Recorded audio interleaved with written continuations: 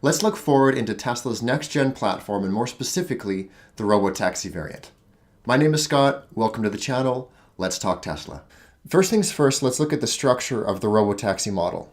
Essentially, it's built up of 8 distinct parts that all build on one another, ultimately arriving at a profitability comparison between the models that Tesla currently makes and what will be the Robotaxi variant. So let's start with human miles. In any given year, the average taxi, Uber, or Lyft driver will travel approximately 25,000 miles per year. This number can obviously be much higher, but what we're going to do is go with the more conservative of the numbers. Next assumption that we're going to make is that approximately 50% of these miles are actually spent making revenue, for example, being hired. Therefore, we ultimately arrive at approximately 12,500 miles of occupancy per year. If we now compare that to the number of working days per year, 260, and the duration of the shifts, which last anywhere between 8 and 12 hours, we're going to, again, go conservative, go with 8 hours. We're going to land at 12 miles driven per hour. For comparison, this aligns with a different reference that I was able to find, which uses San Francisco as the example, which is a dense driving environment, which is similar to the environment that most robotaxis will probably be operating in. Next, we have the robotaxi miles. So assuming the same miles per hour as the human miles, with 16 hours of operation per day, that lands us at 8 hours set aside for downtime. That's the charging, maintenance, wait times, travel, etc. Then we take the miles per hour, multiply that by the hours per day, multiply that by the number of days in a year. We're going to land at approximately 70,000 miles per year. Using the same percentage of occupied miles, in this case 50%, we're going to land at approximately 35,000 miles of occupancy, aka revenue generating miles per hour. The quick comparison to close this section is the hired miles per year for human is 12,500 compared to the robotaxi, which would be in the range of 35,000. For hardware, let's start with the cost to build an S3, X, or Y vehicle. What we can do is we can look into the most recent quarter that is publicly available, which is Q3 2023, and we can divide the cost of sales for the vehicle by the number of delivered vehicles. So in this case, we arrive roughly at $36,000 to build each individual vehicle. What we're going to do next is double click on the battery size. So typically within the S3, X, or Y, you're looking at anywhere between 54 to 100 kilowatt hours for the size of the battery. Now, given that the Gen 3 platform is going to be more akin to the 3 or the Y, we're just going to not pay attention to the S and the X battery size. We're going to use 75 kilowatt hours for the assumption of the battery size for the, in this case, the 3 or the Y, which delivers approximately 300 miles of range and accounts for approximately 40% of the build cost, arriving us at approximately $14,400. Now, there are a couple different ways to calculate the cost of the battery. As always with this channel, I'm not too worried about being spot on the mark. I think this is directionally accurate. You can see here, this is a different way of calculating the size of the battery. But what we're going to do here is we're just going to go with the more aggressive of the numbers, ultimately arriving us at a more conservative number in the end. So we're going to go with a number that is just shy of 15,000. Now, assuming a parity between the size, range, and cost, what we're going to do for the Gen 3 platform is we're going to assume that the battery is just half of what it is for the 3 and the Y. So what I mean by that is we're going to assume that the battery is 37.5 kilowatt hours, that it will have a range of 150 miles, and that it will cost $7,200. So essentially what I've done here is just I've divided all of these numbers by 2. Now I realize that this is a bit of a crass approach because 150 miles doesn't seem like a lot for the vehicles, but given that they're all going to be in dense environments and all have ideally superchargers available by the time that the Gen 3 platform is rolling out, these vehicles won't need much more than 150 miles. Arguably, Tesla could even get away with an even smaller battery, but we're just going to go with a 150 mile range assumption here. So finally, assuming no further efficiencies, the overall build cost can be found by taking the S3, X, and Y build cost, subtracting the battery, and then adding back in the Generation 3 battery cost. Again, this is crass because it's not only the battery that is going to be more efficient with the Gen 3 platform, it's going to be virtually every aspect of the vehicle. But for the time being, we're just going to stick with this number, which is $28,000 to build. Now, I realize that this number, we'll call it $30,000, that seems to be high, right? Especially given that the global vehicle, which is the non-robotaxi variety of the Gen 3 platform, is supposed to be sold at $25,000. So if they're building it for this $30,000, they're going to sell it at a loss? Definitely not. All all cost efficiencies factored in, you're probably going to look at, maybe $20,000 in actuality for the build cost of the Gen 3 platform. But we're just going to go with the $28,800 in this case, because even if they're selling the vehicle at a slight loss to begin with, they're going to make it up in the subsequent years that the vehicle is on the road being hired as a taxi. All right, so for production rate, so what we're doing here is we're comparing the initial production rates of the 3 and the Y lines. The capacity at the end of the first year of production can be expected to be in the range of 25,000 units per quarter, or annualized, that would be 100,000 units per year. Important to notice that the initial production is recognized as the first quarter with production greater than 10,000 units. So for cost and pricing, this is where things start to get a little numbers heavy. Just as a quick recap or a quick overview, essentially what's happening here is all of the dark cells are the ones that can be manually adjusted, and the ones that are light, these ones are being fed from above. So in a previous section that we've already gone over, for example, the 12.02 miles driven per hour, that was taken from the human miles section. So a standard taxi, Uber, or Lyft driver can be expected to be hired in the range of between $2 and $5 per mile. For this example, we're going to go with a more conservative of the numbers, landing at $2 per mile. So at 12 miles driven per hour with 16 hours of operation per day, each vehicle will travel 192 miles per day, which will require approximately 1.28 charges per day. The time it will take to charge each will be on par with the Model 3 or the Y, or more likely is even less, but we're just going to assume that it stays on par with Model 3 and Y. That's going to be in the range of approximately 30 minutes using a supercharger station. Of course, this could take much longer if the superchargers aren't being used. Could be in the range between 4 to 6 hours to go from a 20% to an 80% charge. All in all, we do have 8 hours per day set aside for the charging. So even if we were just to go at 1.25 charges per day on average, that's only going to land us between, 6 and 9 hours. So we're still within that same ballpark. But obviously the Robotaxis aren't going to be charged in people's garages. They're going to be, charged at the superchargers. So the 30-minute assumption is fair. Even if you double that, it's still fair, right? So all I'm trying to say here is it's going to take less than the 8 hours that is allotted for charging time per day. With a price of 50 cents per kilowatt hour, which obviously could be a smaller number, we're going to go with the 50 cents.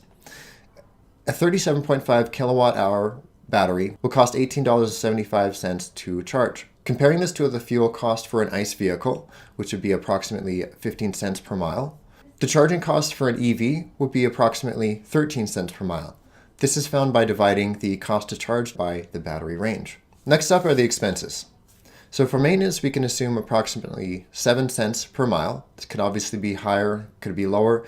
The references that I was able to find for this, these are more assuming ICE vehicles, which have a lot more moving parts than an electric vehicle. So you can assume with an electric vehicle, you're going to have overall lower maintenance cost.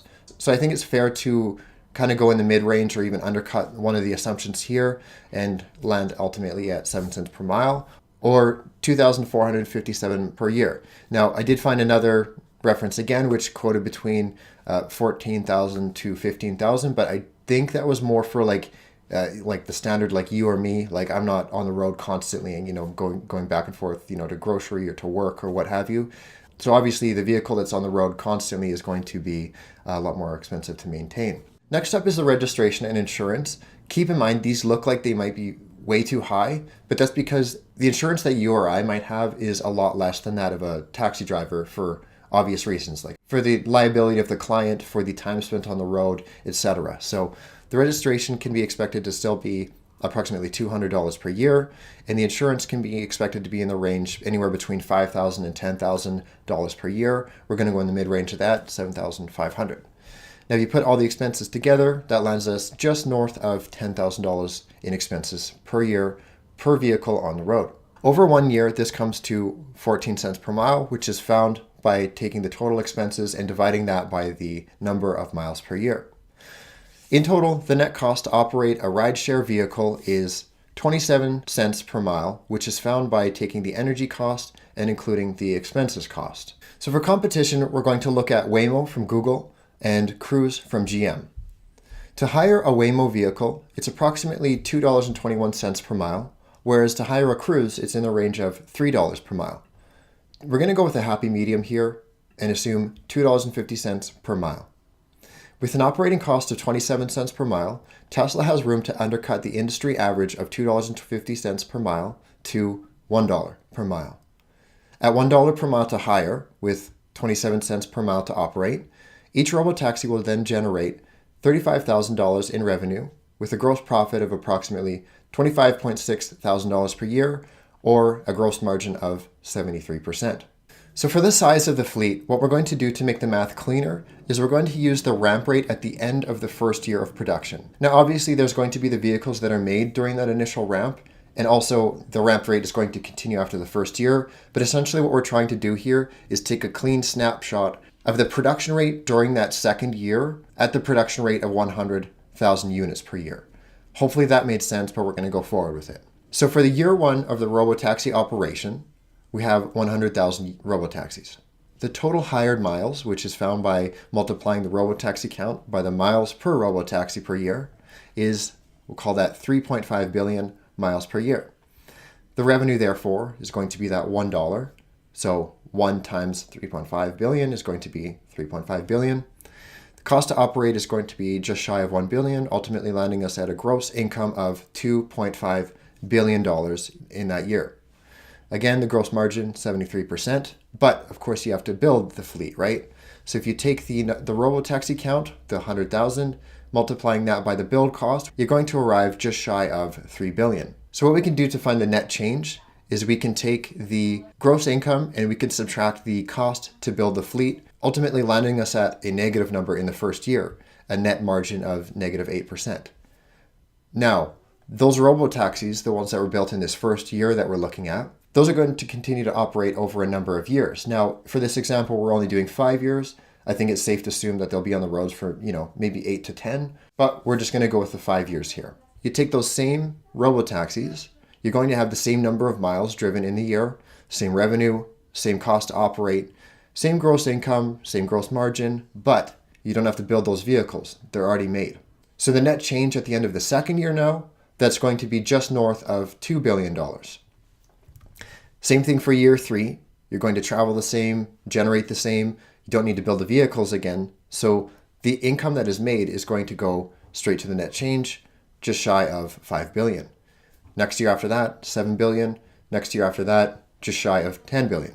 Now for the bull case, we're going to do something similar to what we just did for the size of the fleet, except what we're going to do is use more optimistic numbers. So we'll use $2 per mile to hire, which again is still under that industry average of $2.50. We'll keep the same 27 cents per mile to operate, but instead of 100,000 units per year, we're going to use 500,000 units per year. So it's the first year of production once the line has reached its maximum capacity, which is generally Tesla builds for 500,000 units per year. So we're going to kind of breeze through this. It's going to be the 500,000 units. The total hired miles, of course, this is going to be the number of miles multiplied by the number of vehicles on the road. But in this case, instead of being multiplied by the $1 per mile, it's going to be multiplied by $2 per mile. So the revenue is ultimately going to land at 35 billion. The cost is going to be 4.7 billion. The gross income is in the range of 30 billion, and the gross margin would be around 86.52%. The cost to build the fleet is going to be the same, the 14.4 billion, and the net change is going to be $15.9 billion. So already you're going to have a net margin of 83.44%. Now for the second year that these are in operation, the numbers are all going to be the same as above, but for the second year, the net change is going to be 46 billion. Keep in mind, this is net change. This isn't every single year. Like, I'm not saying they're generating income of 46 billion. I'm saying the cost to build them, have them on the road, keep them on the road, the net change is going to go from 15 billion to 46, 76, 107, and ultimately $137 billion as the net change. Now, comparing this bull case to the past 5 years of Tesla Automotive has generated, we'll call that $227 billion in revenue over the past 5 years and $52 billion in gross income while delivering 4.5 million vehicles. Per vehicle, this comes to about $50,000 in revenue per vehicle and $11,500 in gross income per vehicle. In contrast, over the same duration of 5 years, those 500,000 robotaxis from the bull case will generate $175 billion in revenue and $151 billion in gross income. Per vehicle, this comes to $350,000 in revenue and $303,000 in gross income. So as you can see on the right-hand side, there's a step change for what's going to happen to Tesla the moment that they are able to unlock FSD and pivot from just being an automotive manufacturer to a company that has an autonomously operating robotaxi network. Now, as far as when this step change happens, this is anyone's guess, but even if this takes Tesla another 5 years to solve autonomy, the implications for what happens to Tesla's market cap, it's kind of staggering. Maybe I'm off the mark though. Maybe these numbers are a little too optimistic. I'd love to hear from you guys. Do you think any changes need to be made here? Am I too optimistic or pessimistic in any direction? Please let me know in the comments below. And if you got value from this video, please like, please subscribe. Thank you guys for the hangout, and I'll see you in the next one. Cheers.